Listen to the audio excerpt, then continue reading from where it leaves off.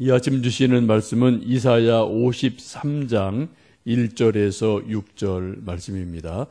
구약성경 1033면 이사야 53장 1절에서 6절 말씀 합독하십니다. 우리가 전한 것을 누가 믿었느냐? 여호와의 발이 누구에게 나타났느냐? 그는 주 앞에서 자라나기를 연한순 같고 마른 땅에서 나온 뿌리 같아서 고운 모양도 없고 풍채도 없은즉 우리가 보기에 흠모할 만한 아름다운 것이 없도다.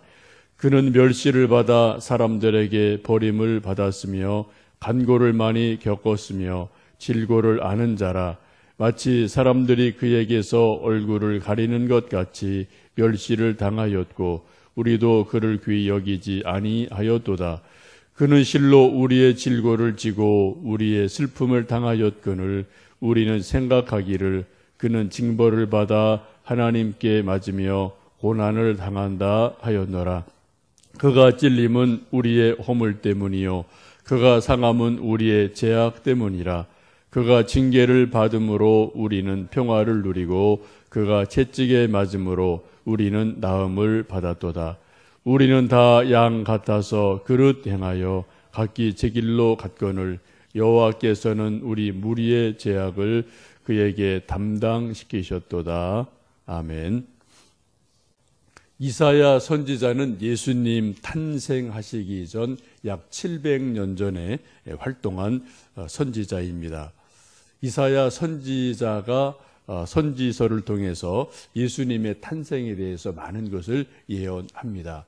동정녀 탄생, 또 십자가 고난, 여러 가지를 이제 말씀을 하셔요. 선지서를 보면은 예수님의 탄생과 생애에 대해서 가장 명확하게 또 많은 분량으로 예언한 곳이 이사야 선지서입니다. 그 이유가 여러 가지 있겠지만 하나님께서 이사야를 부르실 때 특별하게 부르시는 것을 우리가 이사야 6장에서 앞서 보셨습니다. 하나님의 임재 앞에 이사야가 부름 받았을 때 두려워 떨고 있을 때 그때 하나님께서 스랍을 명하셔서 날개 달린 선사죠. 스랍이 제단에서 빨갛게 불타고 있는 숯을 화조로 가져다가 이사야 입에 확 대버리죠. 입술을 정화시키는, 입술을 깨끗하게 시키는 일을 하십니다. 그리고 깨끗해진 입에 하나님의 메시지를 담아 주십니다. 그러므로 이사야의 예언이 어떤 선지자보다도 정확하고 명확하고 분명하게 선포되는 것을 볼 수가 있습니다. 우리가 예수님 믿으면서 적어도 일생에 한두 번은 소위 불체험이 나름대로 필요합니다. 성령께서 우리에게 임하실 때 다양하게 임하시죠.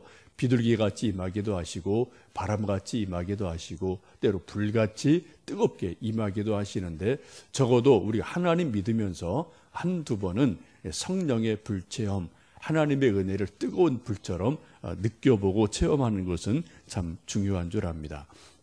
이사야 선지자가 부름을 받았을 때 하나님께서 뜨거운 숯불로 그의 입술을 대서 입술을 깨끗하게 만들어 놓으시고 그 깨끗한 입술에 하나님의 메시지를 담아 주시는 것을 봅니다.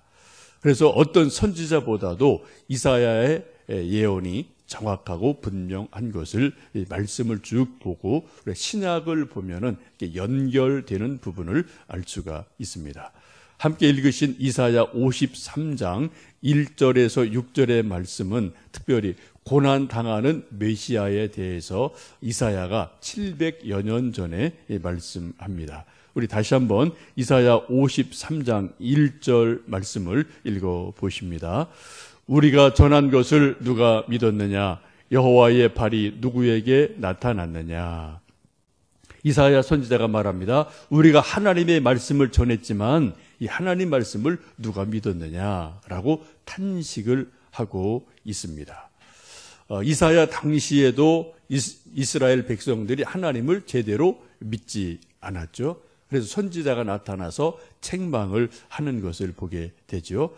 예수님 당시에도 예수님을 제대로 믿은 사람이 그렇게 많지를 않음을 여러분 잘 아십니다. 예수님께서는 하나님이 친히 인간이 되신 분이에요. 성육신하신 분입니다. 말씀이 육신이 되신 분입니다. 하나님께서 인간의 몸으로 오신 엄청난 기적, 정말 놀라운 일인데, 또 그 예수님 오셔서 죽은 자를 살리시고요, 안진뱅이를 일으키시고요, 또 눈 먼 자를 뜨게 하시고 수많은 기적을 베푸셨습니다. 또 능력의 말씀을 전파하셨습니다. 귀신들을 쫓아내셨습니다. 한두 가지만 일어나도 대단한 기적이 일어날 수밖에 없는데, 예수님 당시 사람들이 별로 예수님 믿지를 않았어요. 잠깐 있다 흩어지고 조금 따라다 흩어지고 이런 일들이 반복되는 것을 봅니다. 참 희한하죠. 그런 기적이 오늘날 우리 주변에 있다면 믿는 사람들이 엄청나게 많지 않을까 생각을 해봅니다만 모르죠, 그것도. 근데 오히려 이 예수님에 대해서 당시 유대인들이 하나님의 능력을 찬양하기보다는 어떻게 해요? 반대로 신성을 모독한다라고 죄를 뒤집어 씌워서 십자가에 달려 죽게 하는 것을 보게 됩니다. 여러분, 이런 일이 이해가 되십니까? 오늘날 예수님이 오신다면 이 시대 사람들이 정말 예수님을 하나님의 아들로 진실로 믿고 따를까요? 우리가 잘 장담할 수가 없죠. 여러분, 믿음이라는 게 이게 억지로 되는 게 아니죠. 여러분 다 경험하시지만 내가 막 믿고 싶어도 안 믿어질 때가 있어요. 내가 울고 싶은데 안 울어지는 게 있거든요. 내가 정말 순종하고 싶은데 이게 안 되는 게 있거든요. 그리고 믿음도 마찬가지죠. 어떤 사람들 그렇게 말하는 분이 있어요. 나 정말 진짜 예수님 믿고 싶어. 근데 안 믿어져. 정말 내가 답답해 죽겠어. 그런 여러분 탄식하는 분들 여러분 가끔 만나보실 수 있고요. 어쩌면 우리 자신이 옛날에 믿음 없을 때 그런 과정을 혹 거치셨는지 모르겠습니다. 믿음이라는 것을 그런 의미에서 보면은 하나님의 은혜요, 하나님의 선물임에 틀림이 없습니다. 겨자씨 같이 정말 요만큼 눈꼽만한 믿음이 있어도 여러분 그 믿음 있는 것 자체가 하나님의 은혜죠. 여러분에게 그런 믿음 있는 것을 감사하시고요, 기쁘게 받으시면 좋겠습니다. 에베소 2장 8절에 이렇게 말씀합니다. 너희가 그 은혜를 인하여 믿음으로 말미암아 구원을 얻었나니 이것이 너희에게서 난 것이 아니요 하나님의 선물이다 라고 말씀해요. 어떻게 우리가 믿음 있는 거가요? 우리 노력이 아니라는 겁니다. 우리 의의가 아니라는 겁니다. 우리가 의지가 강해서가 아니라는 겁니다. 하나님의 선물이다. 하나님의 은혜다라고 분명히 말씀을 합니다. 여러분, 오늘이 10월 1일입니다. 10월 초하루 새벽기도 여러분 단잠을 깨우고 나오셔서 여기 앉아 계신 것 자체가 믿음이 있으신 거예요. 믿음이 크다 적다는 두 번째 문제이고요. 여러분, 다른 분들 지금 이제 피곤해서 단잠을 쿨쿨 자고 있는 이 새벽에 어쨌든 여러분 피곤해도 가야지, 기도해야지, 또 초하루 하나님께 드려야지, 1시간 하나님께 기도 드려야지, 이러한 믿음이 있어서 어쨌든 이 자리에 오신 것 자체가 여러분 귀한 믿음이 있는 것을 기억하시고요. 하나님 앞에 하나님 이마만한 믿음 주신 것 감사합니다. 이마만한 건강 주신 것 감사합니다. 이마만한 열정 주신 것 감사합니다. 진심으로 하나님 앞에 감사하시면 좋겠습니다. 바라기는 하나님을 믿는 믿음으로 여러분 이 시간 나오신 여러분에게 또 이 말씀을 블로그 통해서 듣는 여러분에게 더 큰 믿음을 주시기를 축복합니다. 겨자씨 같은 믿음이 아니라 산 믿음, 태산 같은 믿음, 그러한 믿음 주시기를 주님의 이름으로 축복합니다. 우리 하나님의 은혜를 받는 첫 번째 길은 믿음이에요. 믿음만큼 우리가 하나님의 은혜를 받고 누리거든요. 또 우리가 성경 말씀을 아는 만큼, 믿는 만큼, 순종하는 만큼 우리 하나님의 은혜를 깨닫고 누리거든요. 그런 것의 가장 첫 번째 그 일이 뭐냐, 출발점이 뭐냐? 믿음이죠, 믿음. 그죠? 믿음이 없이는 아무것도 안 돼요. 그래서 히브리서 11장 6절에 믿음이 없이는 기쁘시게 못하나니 하나님께 나아가는 자는 반드시 그가 하나님이 계신 것과 그가 또한 자기를 찾는 자들에게 상 주시는 이심을 믿어야 할지니라 라고 말씀을 합니다. 하나님 믿는 믿음이 우리가 더 커지고요, 더 살아있는 귀한 믿음 이루어지기를 간절히 원합니다. 우리가 믿는 것을 한마디로 복음이라고 하죠. 이 복음의 내용을 조금 달리 표현드리면 창조주 하나님이 계심을 우리는 믿어요. 또 그 모든 하나님의 말씀이 이 성경책에 기록되어 있음을 믿습니다. 성경책은 우리 신앙의 유일무이한 완전한 계시된 하나님의 말씀입니다. 어제 그제 총회가 끝났죠. 총회 진행되는 동안에 이단 문제들이 많이 언급이 됐고 또 이제 뭐 다시 원 상태로 돌아왔어요. 그 가운데 이단들의 특징이 뭐냐면은 직통계시를 강조합니다.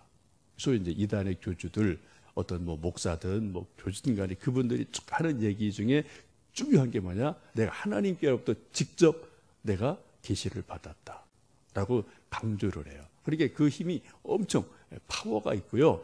자기가 지금 하나님께 직접 받은 말씀을 전하니까 얼마나 능력이 있습니까? 인간의 말이 아니에요. 이게 어떤 뭐 목사의 단순한 이게 설교가 아니라 이건 하나님의 직통 계신 말씀에 어떤 그런 힘이 거기에 실리거든요. 그러니까 사람들이 거기에 빨려 들어가죠. 그렇게 믿어버리니까.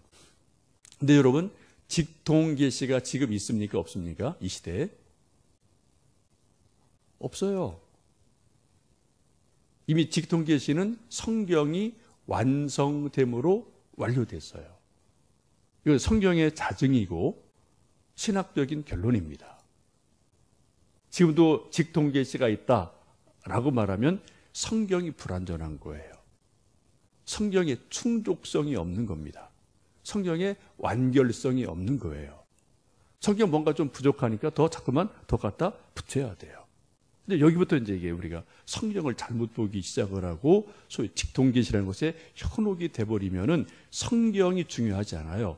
그 사람의 말이 더 권세가 있어요. 그러니까 성경은 그 사람의 말을 논증해주는 프루프 텍스트에 불과합니다. 어떤 그런 자료에 불과하는 그런 역전 현상이 일어나거든요. 여러분, 우리가 하나님을 믿는다는 것은 이 성경이 하나님의 완전한 계시된 말씀이다 라는 것을 믿는 것이 우리 믿음의 핵심이고요. 그것이 바로 복음이기도 하죠. 이 성경의 핵심적인 내용은 바로 예수 그리스도이십니다. 근데 예수님이 어떠한 분이십니까? 2절 3절을 읽어보십니다. 그는 주 앞에서 자라나기를 연한 순 같고 마른 땅에서 나온 뿌리 같아서 고운 모양도 없고 풍채도 없은즉 우리가 보기에 흠모할 만한 아름다운 것이 없도다. 그는 멸시를 받아 사람들에게 버림받았으며 간고를 많이 겪었으며 질고를 아는 자라. 마치 사람들이 그에게서 얼굴을 가리는 것 같이 멸시를 당하였고 우리도 그를 귀히 여기지 아니하였도다.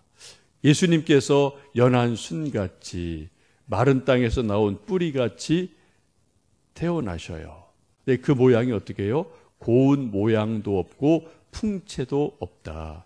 사람들 보기에 흠모할 만한 아름다운 것이 없다라고 예수님에 대해서 말씀을 합니다. 우리가 예수님의 실물을 우리가 뵌 적이 없죠. 또 사진도 그 당시 없으니까 뵌 적이 없습니다.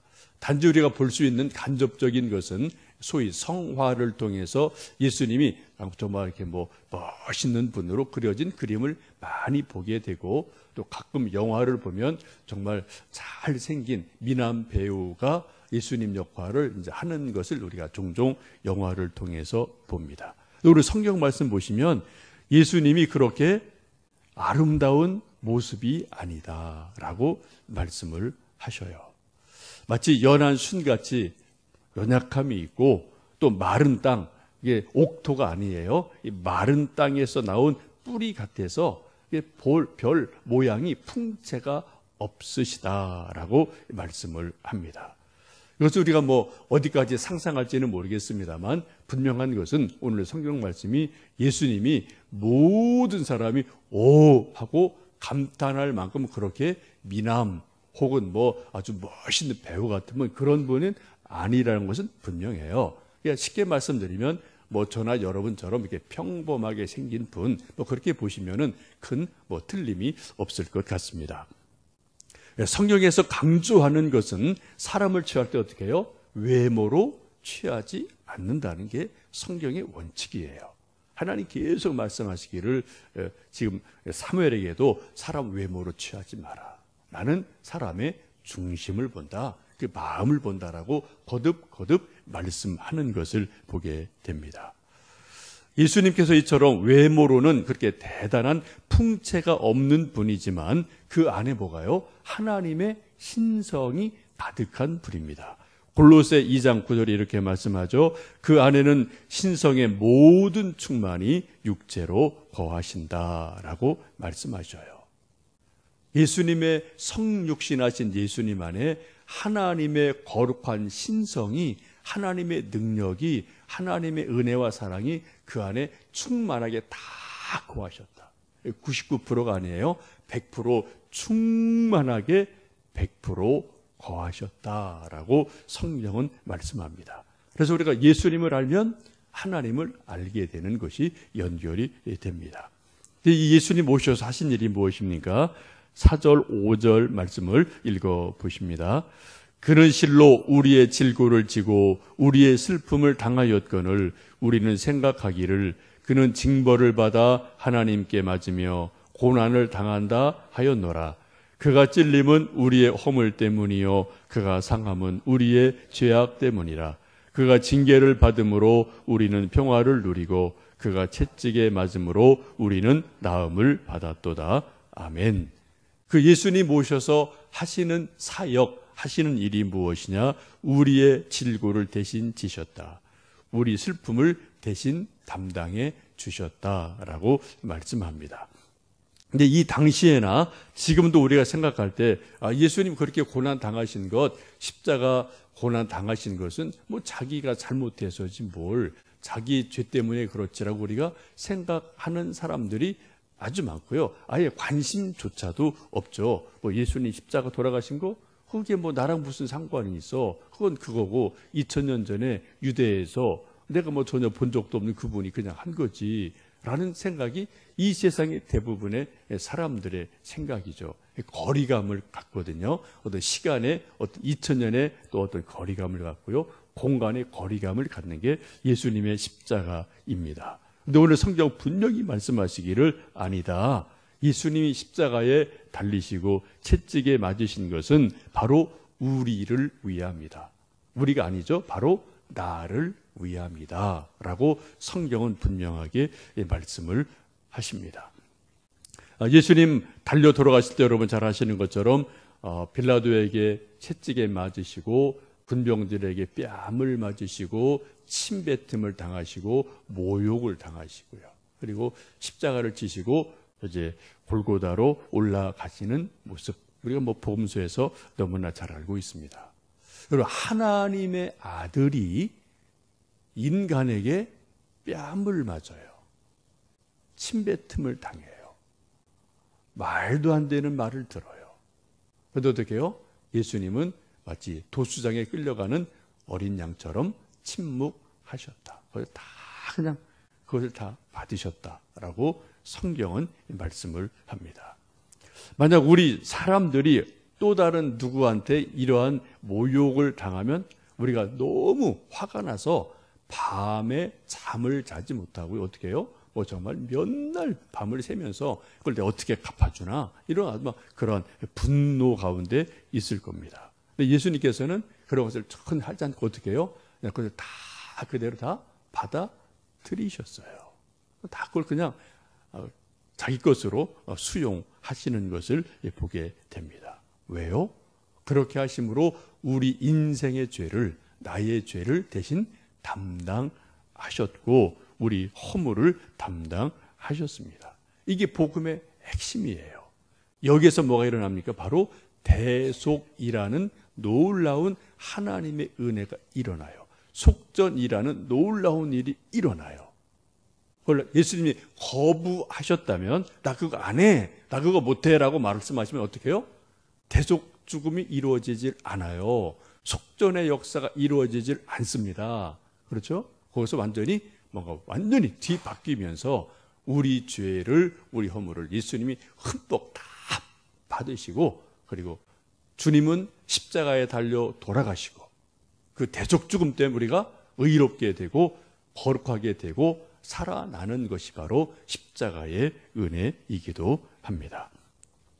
이런 예수님의 모욕, 매맞음, 치욕, 이곳에 바로 하나님의 은혜가 임하고요, 우리 죄를 담당하시는 은혜가 임합니다.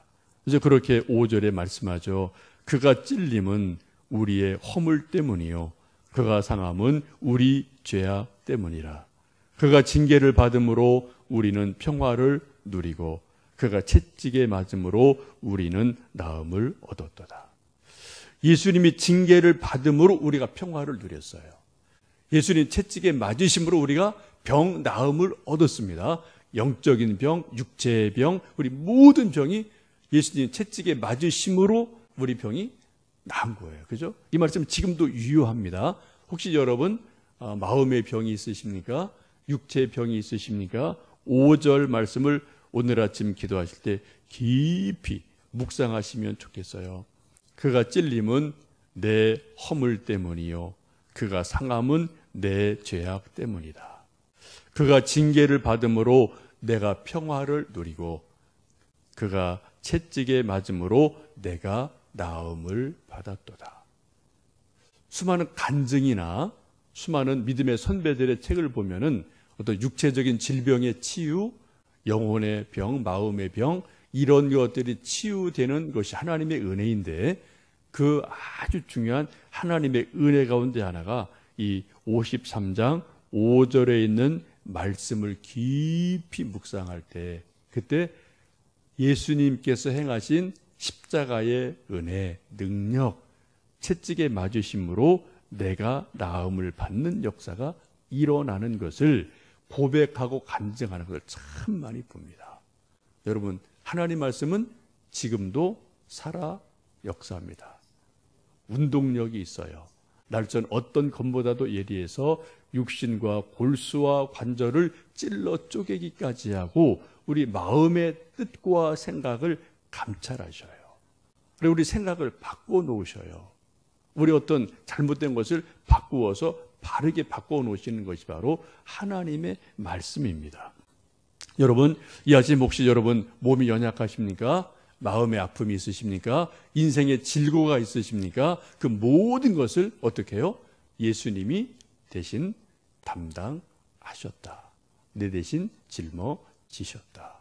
십자가에서 다 해결해 주셨다라는 것을 믿으시고요. 이 아침 다시 한번 예수님의 고난 당하심, 그 속에 내 인생이 있고 하나님의 은혜가 있음을 깊이 깨닫고 묵상하시면서 예수님의 고난 당하심으로, 예수님의 채찍에 맞으심으로 우리가 평화를 얻고 또 치유받는 은혜가 우리 모두에게 영육간에 일어나는 은혜가 있기를 간절히 원합니다. 함께 기도하시겠습니다.